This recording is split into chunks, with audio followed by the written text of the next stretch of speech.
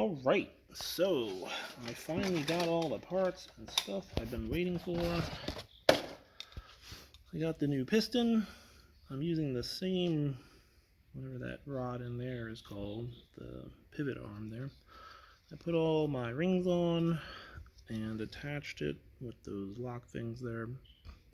I'm going to go ahead and align my gaps here to be 120 from each other. And then I'm going to use my piston ring compressor to put the piston in for hopefully the first and last time. I've double checked that these rings are in the right orientation and order. The top two are the same apparently. And then the oil one is obviously in the right spot, and it is also ambiguous about what is up and down. I've determined that, so I'm matching up the matching marks with the thing on the top here. I compared the other original piston with the marks on top of the, oh, by the way, speaking of that, I went ahead and filed down all those, what looked like a nail that got smashed into the top plate here over and over again.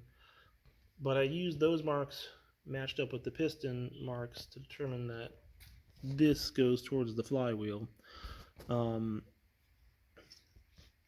So that all goes like this in there. So I'm going to go ahead and do that. Unfortunately, I need both hands, so I won't be able to record that. But I think his name is Terrell Fixes All or something like that, or Tyrell. I'm not sure. I have to read his channel name again. I'm so bad at names. But he goes over this with a smaller engine. They're all similar. So I'm going to go ahead and just do the steps. I'll probably link this in the video eventually or something.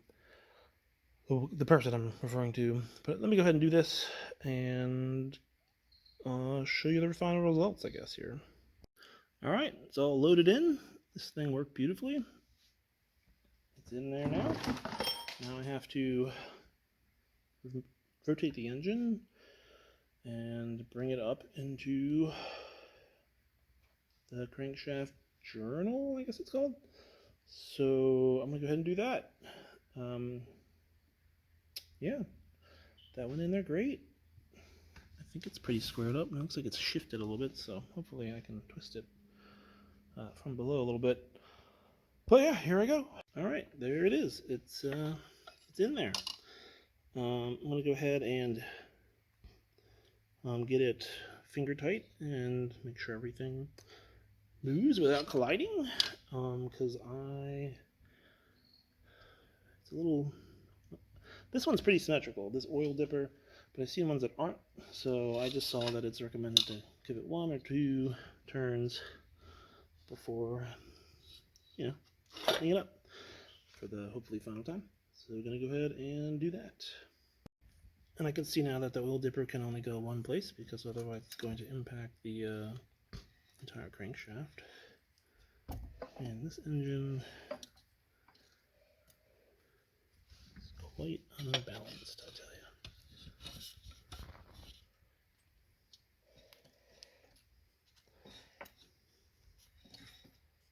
you. Ooh. Man, imagine that thing just bashing around in there at 3,000 RPM, like 60 times a second. It's crazy that we can make things like this. Alright, so I'm going to go ahead and hand tighten it. And yeah. It's getting there, it's getting there. Okay, I went ahead and used the torque wrench that I had to go get for 100 inch-pounds for that.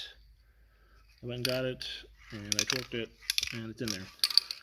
Nothing hits or anything in there, so I'm going to go ahead and put the sticky gasket sealer on the gasket, and put that on there, and put the sump pan on, and then I'm going to flip it, and put the top on. So I'm going to go ahead and do that. Okay, the sticky gasket bullshit had some sort of malfunction where it went fucking everywhere. I got it on the gasket, but it literally went everywhere. It's on my hands, on the tools, on the engine. Anyway, whatever, I put it on there, and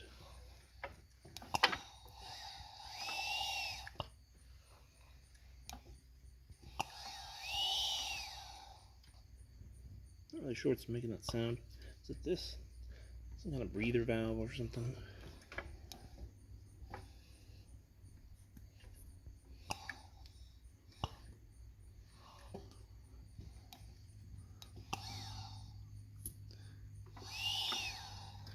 But anyway, it is making air sounds now.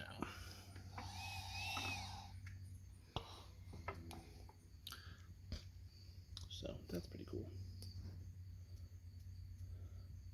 So time to put the top on, I guess.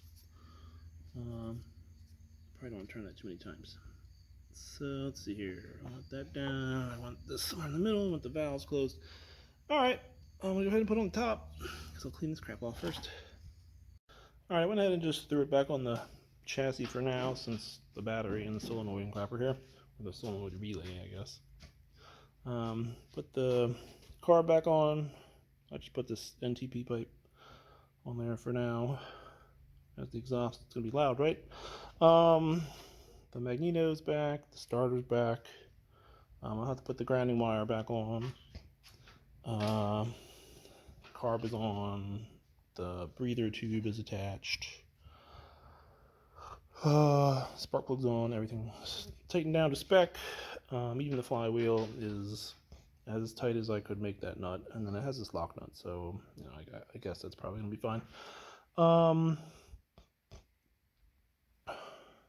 Yeah, so I don't have the right oil. I got synthetic, and they say that's not good, so I can't fire it up right now. But I have to go to the store later, so I'll get the right oil, which is apparently hard to find because everything's basically synthetic these days. I will go ahead and get the oil in there, a whole damn gallon. Thanks to the guy on eBay that has that specific page on the listing. I will be buying the manual from you if this works. I don't know your name right now, but I will definitely pay you the $10 I owe you for that information. If it works. If not, I'm not buying a book. Sorry, bud. So yeah, I gotta get the oil, put the battery on, grounding cable, and she should start. Fingers will be crossed, right? So hold on to your horses. Right, it sputtered. Oh, real quick, I'm sure someone was screaming, dude, it's not 4 quarts, it's not 4 quarts. Yes, I know. I went and checked my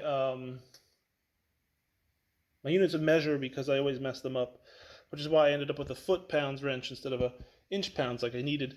So I had to go buy one at Harbor Freight, but I also, habitually mess up units of measure, so I went and double-checked it, and it's pints.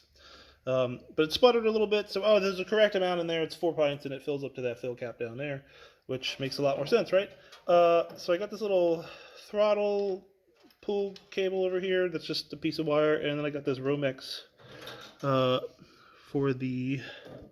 It's not working as well as it did because it's copper or whatever, but it should let me pull the choke open to get it a little bit here, starting and stopping.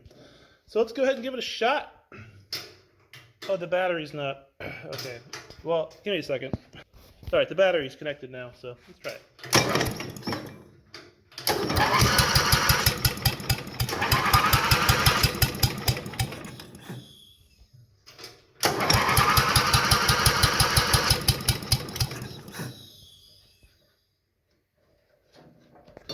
Of course, this isn't working very well. Let's just open it slightly.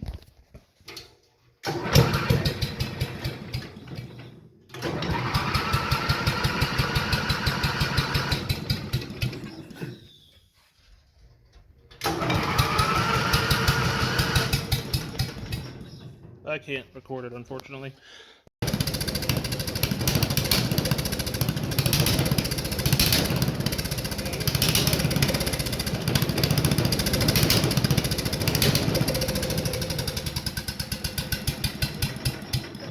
All right, I think it's gonna run. Yeah, I gotta get the throttle all set up so it's, working. But yeah, there she goes. Cool. So she'll work again. Good to know, good to know. So it runs, just gotta get it running. So the governor and throttle controls and all that, it was not set up right when I got it. As I suspected, the guy was running it with a choke. I found some videos on how to properly set this up with the fulcrum point up there and the governor arm and all that. So I'm going to, so I ordered those springs. They're about 14 bucks a piece. But they're not destroyed and they will work as intended. It's important that they are the right everything, because they pretty much keep it balanced between, you know, low and high idle. So those are important that they're right.